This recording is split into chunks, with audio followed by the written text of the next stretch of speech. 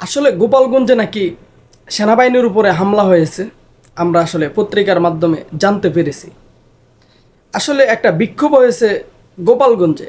কেন বিক্ষোভ হয়েছে সেটি হলো খুনি হাসিনাকে দেশে আনবার জন্য। আমরাও চাই, বাংলাদেশের প্রত্যেকটা নাগরিক চায় যে হাসিনা দেশে আসুক, খুনি হাসিনা দেশে আসুক, এটা আমরা সবাই চাই। কারণ যেই খুনগুলো হয়েছে গত 15.5 বছরে, সেগুলোর বিচার তো অবশ্যই হতে হবে এবং তার ফাঁসি অবশ্যই হতে হবে। বাংলাদেশের আইন অনুযায়ী অবশ্যই আমরা চাই যে তার ফাঁসি হোক এবং সে দেশে আসুক। এটার জন্য আসলে বিক্ষোভ করা লাগবে না। আপনারা কেন বিক্ষোভ করেন?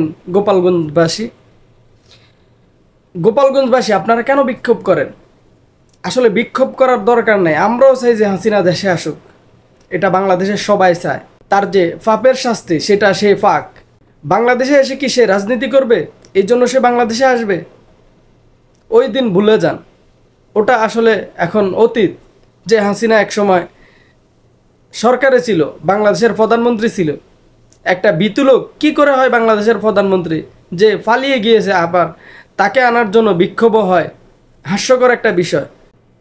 আসলে আমরাও চাই যে খুনি হাসিনা দেশে আসুক এবং তার ফাঁসি হোক। যে নিরীহ মানুষগুলোকে সে গণহত্যা করেছে, তার জন্য অবশ্যই তার ফাঁসি আমরা কামনা করি এবং বাংলাদেশের আইন অনুযায়ী যাতে তার ফাঁসি হয়, সেটা আসলে সেই আশা আমরা ব্যক্ত করি।